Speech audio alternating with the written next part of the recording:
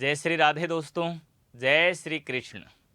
आप सभी हमारे प्यारे प्यारे मित्रों का, यूजीसी नेट अभ्यर्थियों का, जीआरएफ वाले विद्यार्थियों का सबका स्वागत है, अभिनंदन है। आज हमारा एक ही उद्देश्य, एक ही टारगेट है, एक ही लक्ष्य है, एक ही हमारा यानी कि ध्येय है कि हमको पहली बार में किस तरीके से हम जीआरएफ परीक्षा को पास कर जाएं, यानी कि जीआरएफ किस तरीके से हम क्रैक कर जाएं, यही हमारा अंतिम उद्देश्य है। और वैसे कठिनता तो कुछ नहीं है, मुझे तो बड़ा सरल सा लगता है, लेकिन हाँ, जब तक नहीं जानते तब तक कठिन ही कठिन है। आइए इसी को सरल बनाने के लिए मैं आपको बिल्कुल छोटे छोटे शब्दों में इसकी तैयारी करने का एक छोटी सी प्रणाली आपको बताता हूं। इस विधिवत तरीके से जब आप तैयारी कर लेंगे तो आपको सफलता मिलना तय है। कई विद्यार्थी होते हैं जिनको 2 बार में नहीं, 3 बार नहीं, 5 बार तक नेट जीआरएफ अपने पास नहीं होता। हाँ, लेकिन मुझे पता है कि यदि मेरे बताए हुए तरीके से आपने चल पड़े हो और गिनती के मान के चलिए आप 3-4 महीने मैंने जैसे बताऊंगा वैसे मेहनत कर लोगे तो मुझे लगता है कि आप आसानी से जीआरएफ क्रैक कर जाओगे, इसमें कोई संदेह नहीं होना चाहिए। तो मेरे प्यारे मित्रों, जैसा कि आप सब लोग जानते हैं कि आपकी इस परीक्षा के अंतर्गत हमारे 2 पेपर हुआ करते हैं। एक तो आपका प्रथम प्रश्न पत्र, ये देखिए, एक तो आपका मित्रों क्या होता है प्रथम प्रश्न पत्र, और एक होता है मेरे प्यारे मित्रों आपका द्वितीय प्रश्न पत्र। ये देखिए, और द्वितीय प्रश्न पत्र हैं, ये देखिए द्वितीय प्रश्न पत्र ये जो हैं इसकी हम विशेष रूप से बात करेंगे। और विशेष रूप से मेरे प्यारे विद्यार्थियों, मैं केवल हिंदी विषय की बात करने जा रहा हूं। और ये प्रथम प्रश्न पत्र तो जीके जीएस का कॉमन होता है, जिसके अंतर आपके जीके भी कह लीजिए हैं, आपके जीएस भी कह लीजिए, इसमें मैथमेटिक्स भी आ गई थोड़ी सी आपकी, यानी कि रीजनिंग वगैरह भी आ गई। ऐसे आपके कुछ आपके यानी कि शोध के सवाल भी आ गए हैं, कुछ आपके एजुकेशन डेवलपमेंट भी आ जाएगा, कुछ आपके शिक्षा मनोविज्ञान भी आ जाएगा। सभी को मिला करके आपके यानी कि 10 इकाई हैं मेरे प्यारे मित्रों। और इन 10 इकाइयों से प्रत्येक से आपके 5 सवाल निर्धारित हैं, यानी कि कुल मिलाकर के सवालों की संख्या 50 है। और प्रत्येक सवाल यानी कि प्रत्येक सवाल 2 अंक का है, और कुल अंकों की संख्या यानी कि पहले प्रश्न पत्र के अंक निर्धारित हैं आपके 100। और इन 100 अंकों को जब हम सही प्राप्त करना चाहते हैं तो इसके लिए 100 में से 100 तो कभी नहीं आ सकते, लेकिन आप यह मान के चलिए कि जिन विद्यार्थियों के इन 100 में से लगभग 70 से 80 पर आपके अंक मिल जाते हैं, वो विद्यार्थी आपके सीधे सीधे जीआरएफ क्वालिफाई करते हैं। और जब जीआरएफ क्वालिफाई करते हैं तो मैं आपको बता रहा हूं मेरे प्यारे मित्रों, आपको 2 साल तक लगातार आपको 37,000 रुपया मिलेगा 24 महीनों के लिए। प्लस इसके अंतर्गत, इस राशि के अंतर्गत जो राशि है इसमें आपके 8,000 यानी कि HRA ये आपको मिलता है। तो कुल मिला करके संभवतः जयपुर जैसी सिटी के अंतर्गत रहते हुए आप वर्तमान में 42,000 रुपये के आसपास की राशि हर महीने प्राप्त कर सकते हो। हाँ, जीआरएफ क्रैक आपसे हो जाती है तो, और जीआरएफ 42,000 रुपये की मान के चलिए जो राशि है तो यह आपको 24 महीने के लिए मिलेगी, और 36 महीनों के लिए इसी राशि के अंतर्गत यानी कि इस एचआरए को मिला लेते हैं तो जयपुर जैसे शहर के अंतर्गत जयपुर जोधपुर में आपको किराया यानी एचआरए होता है आपके रूम किराया समझ लीजिए, तो एचआरए लगभग होता तो 8,000 9,000 10,000 हो गए आप तो शायद आसपास, तो आपके न्यूनतम रूप से 5-6 हज़ार के आसपास ही मिलता है। और ये जो 5-6 हज़ार मिलता है ना, तो इसको मिलाने के आसपास 42-44 हज़ार रुपये आपके महीने के मिलते हैं आपको। लेकिन मैं कुछ और बताना चाह रहा हूँ, इसी के आगे आपके 42,000 से आगे की ओर जब हम चलते हैं तो लगभग आपके 50,000 के आसपास की राशि मिलती है आपको 36 महीनों के लिए। ये एचआरए को मिला करके बता रहा हूँ। जयपुर जोधपुर जैसे शहरों के अंतर्गत यदि आप दिल्ली जैसी आपके यानी कि सिटीज में करते हैं, मुंबई जैसी सिटीज में करते हैं, तो वहाँ पर तो आपकी राशि और भी ज़्यादा हो जाएगी, यानी पूरा एचआरए मिलेगा 8,000। और इसके अलावा बहुत सारे ऐसे आपके बीच बीच में आपको यानी सरकार की तरफ से दिए जाते रहेंगे, कभी 8,000, 10,000, 5,000, तो कुल मिलाकर के ये राशि टोटल आप यानी कि 30 लाख तक प्राप्त कर सकते हो। लेकिन यह जीआरएफ के बगैर आपको मिलने वाली नहीं है, यह जीआरएफ के बगैर आपको मिलने वाली नहीं है। और यहाँ पर 70 से 80 अंक जब आप प्राप्त कर लोगे तो जीआरएफ आपके निकल जाएगी आसानी से। लेकिन मुख्य योगदान होगा मेरे प्यारे मित्रों आपके सब्जेक्ट का, आपके विषय का मुख्य योगदान होगा। और इस मुख्य योगदान के अंतर्गत यहाँ पर भी आपके 100 सवाल आने हैं।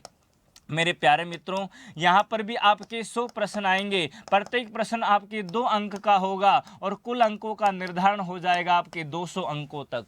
और इन 200 अंकों के अंतर्गत यदि आपने 140 से लेकर के 160 अंक तक आपने प्राप्त कर लिए हैं, मेरे प्यारे मित्रों, कोई सी परीक्षा दे लेना आप नेट जीआरएफ वाली, उसके अंतर्गत आप जीआरएफ क्वालिफाई कर जाओगे आराम से। मैं नेट की बात ही नहीं कर रहा, मैं सीधे सीधे तौर पर आपसे बात कर रहा हूं सीधी जीआरएफ पास करने की।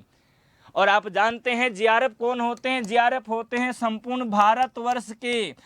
भारतवर्ष के जो हिंदी विषय सब्जेक्ट से फॉर्म भरेंगे, लगभग 1% का आंकड़ा रहा करता है इनका। और 1% में जीआरएफ में यानी 50,000 प्राप्त करने के लिए, अपने स्थान को सुनिश्चित करने के लिए, जैसे मैं बता रहा हूं वैसे आपको पढ़ना पड़ेगा, तब जाके देखिए। हाँ, हर बार हम परीक्षा देते हैं, हर परीक्षा देते आए हैं। कभी हम आपके यानी कि हर 6 महीने में एग्जाम होती है आपकी, दिसंबर में होती है, जून में होती है, हर साल में 2 बार परीक्षा आयोजित होती है नेट जीआरएफ की। अब यूजीसी आपके, पहले तो यूजीसी के द्वारा संपादित होती थी, लेकिन अब यूजीसी एनटीए के द्वारा संपादित होती है।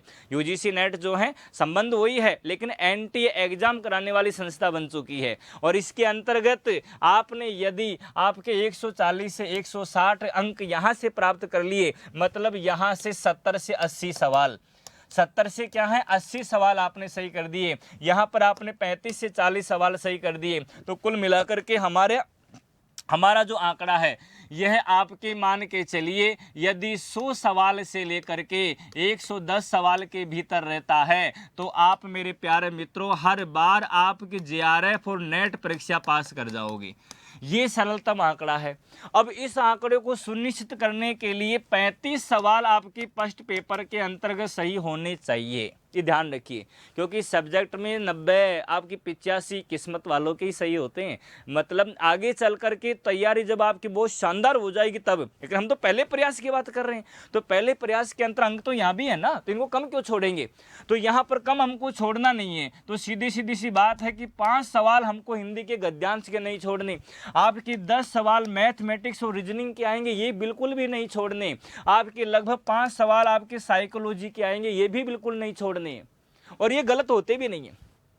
हाँ, और आपकी शिक्षण अभिरुचि शोध के जो सवाल आएंगे उनमें से लगभग आपके 2-3 का आंकड़ा आपको सेट करना है। ये देखिए, जब आप यहाँ पर ये आंकड़े 25 तक आप ले गए तो 6 सवालों के अंतर्गत तो COD भर के आओगे ना, तब भी आपके यानी कि 35 सवाल तक आप पहुँच जाते हैं।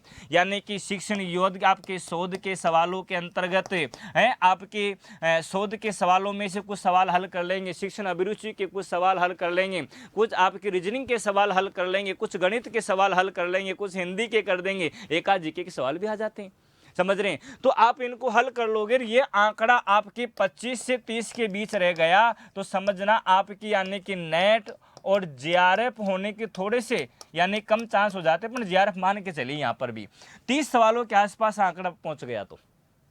और देखिए, और ये बड़ा आसान है, इन सवालों के अंदर हिंदी का तो गद्य पद्य है, इसमें तो आपको कोई समस्या ही नहीं है। और इन 10 सवालों को तैयार करने के लिए आपको मैथमेटिक्स की आपकी यानी कि प्रतिशत, बहुत सरल सवाल आते हैं, आपके प्रतिशत को तैयार कर लीजिए, आपकी लाभ हानि को तैयार कर लीजिए हैं, और आपके चक्रवृद्धि जो ब्याज हैं इनको आपके साथ चक्रवृद्धि और साधारण ब्याज है इसको याद कर लीजिए, चाल जो दूरी के सवाल होते हैं उनको याद कर लीजिए, हो गए आपके सवाल तैयार। एक सारणी मात्र आती, बहुत सरल है, मनोवैज्ञानिक होती है, एक बार पढ़ाएंगे ना गुरुजी, उसी में आपका तैयार हो जाएगा। और इधर देखिए, ये तो कभी गलत होने के नहीं होते, हिंदी वाले गलत आपसे होंगे नहीं, क्योंकि 5 सवाल आपके 4 या 5 सवाल इसके हिंदी गद्य के बनेंगे, उस गद्यांश में आपको पढ़ना है, उत्तर लगाना, टिक लगाना है। फिर आपके 2-5 सवाल ऐसे साइकोलॉजी करके ऐसे आएंगे जो आपने हमेशा पढ़ते आए हैं, तो 2-3 सवाल ऐसे निकल के सही हो जाएंगे। हाँ, यदि आपने BA BEd भी किया है, नहीं भी किया है, तो आप इनको फोकस कर लीजिए। कुछ शोध के सवालों को देखिए, थोड़े कठिन से जरूर होंगे, थोड़े कठिन होंगे, लेकिन फिर भी आसान हो जाएंगे। तो यहाँ पर आंकड़ा आपको लेकर चलना है 30 से 35 सवाल का आंकड़ा। और सब्जेक्ट के अंतर्गत जब मैं आपको पढ़ाऊं तो आप समझ लेना कि जब मैं आपके साहित्य के अंतर्गत आपको आदिकाल और आपके यानी कि भक्ति काल, आपके आदिकाल, भक्ति काल और आपका क्या है रीति काल, और आपका मेरे प्यारे मित्रों क्या है, आधुनिक काल। इस आधुनिक काल से सर्वाधिक सवाल बनेंगे। आधुनिक काल के अंतर्गत लगभग 100 रचनाएं ऐसी याद करनी है जिनका समय आपको याद होना चाहिए। और आपकी रीति काल के अंतर्गत रचनाओं का समय में काफ़ी हेरफेर रहता है, लेकिन फिर भी मैं आपसे कह रहा हूँ लगभग आपके 50 रचनाओं का समय आपको मोटे मोटे तौर पर जब मैं लिखवाऊँ तो उनको याद रखना है। और भक्ति काल के अंतर्गत जो प्रेमाश्रय काव्य धारा के आपके यानी कि सूफी कवि हैं उनकी रचनाओं का समय और उनका समय, ऐसे हमारे रामाश्रय काव्य के अंतर्गत, ऐसे हमारे तो यानी कि कृष्णाश्रय काव्य के अंतर्गत जो मुख्य मुख्य हमारे राइटर है ना, इनके लगभग 100 कवियों की लगभग आप उनकी रचनाओं का मुख्य रचनाओं का और 100 कवि और आपकी उनकी क्या है मुख्य रचनाओं का आपको यानी कि समय याद रखना है। तिथिवार, ये जन्म जैसे ऐसे हुआ उस सीरियल में याद करना है। जैसे कि 1844 में आपके यानी कौन पैदा हुए, बालकृष्ण भट्ट हो गए। 1850 में आपके कौन आ गए, भारतेंदु। 51 में मोहनलाल विश्वनाथ पांडे आ गए। इस तरीके से क्या करना है, याद करना है। फिर बद्रीनारायण चौधरी आ गए। फिर आपके यानी कि कौन है, प्रताप नारायण मिश्र आ गए हैं। फिर ठाकुर जगमोहन सिंह आ गए, राधाचंद्र गोस्वामी आ गए, फिर श्रीधर पाठक आ गए। फिर आपके यानी कि ऐसे क्रमबद्ध तरीके से 1866 के जगन्नाथ दास रत्नाकर आ गए। 1865 में बाल मुकुंद गुप्ता आ गए। इस तरीके से सीरियल से जब याद कर लोगे तो मान के चलिए आपकी सफलता आपसे दूर नहीं होगी। आपकी सफलता आपसे दूर नहीं होगी। गिने चुने राइटर्स को अंदर लिखाकर आपके परीक्षा पास हो जाएगी। और इसी के आगे फिर हम जब पढ़ेंगे हमारी कुछ किताबें होंगी यानी कि जो हमारे पाठ्य पुस्तक हैं, और उन पाठ्य पुस्तकों की गिने चुने पाठ्य पुस्तक उनके पात्र आदि के नाम आप याद कर लोगे। पात्र आदि के नाम याद जब कर लोगे तो आपको नेट पास करना और आसान हो जाएगा। ये पात्रों के नाम, उसमें कौन से पात्र की क्या भूमिका है। और फिर मैं आपसे कह रहा हूँ कुछ भक्ति काल की पंक्तियाँ, कुछ रीति काल की पंक्तियाँ, कुछ आधुनिक काल के कवियों की और आपकी गद्य की कुछ पंक्तियाँ हैं, इनको याद करते गुनगुनाते रहिए। मन के अंतर्गत गुनगुनाते रहिए। जैसे कि मैं बोल रहा हूँ, ओ विधिना तो ही आचरी पसारी मांगो, ऐसी ऐसी पंक्तियाँ गाते रहिए। ऐसी पंक्ति जैसे गाओगे आपको याद आए किसकी पंक्ति है, यार छितू चौबे छित स्वामी की। आपका उत्तर हो गया, ये लो। और ये पूछी हुई है नेट के अंतर्गत है। तो ऐसे क्या है कि ऐसे आपके कई पंक्तियां आपके चलती रहेगी दिमाग मन मस्तिष्क के अंतर्गत। उन पंक्तियों को आपको सुदृढ़ तरीके से सही तरीके से आपको याद करना है। और जब आप इन पंक्तियों को याद कर लेंगे तो आपको नेट जेआरएफ क्वालिफाई करना बहुत आसान बन जाएगा। और इसी गतिविधियों को, इन्हीं से आपकी जो जानकारियां है प्रत्येक क्लास के अंतर्गत आपको साझा करते हुए जब हम बार बार पढ़ाएंगे आपको, तो आपकी जेआरएफ पास करना यानी कि आसान होगा ही होगा। और आप कई बार अवार्डी बन जाओगे, कई बार। और आपको महीने के 50,000 रुपए लेना बहुत दूर नहीं होगा, ये ध्यान रखिए। और हर व्यक्ति की चाह होती है कि वह अपने जीवन में नेट जेआरएफ जरूर पास करे। और आइए इसी परीक्षा के बारे में हम विधिवत तरीके से, नियमित तरीके से लगातार पढ़ेंगे। तब तक आप यानी कि स्वागत के लिए तैयार रहिए और हम भी आपके स्वागत के लिए तैयार हैं। धन्यवाद।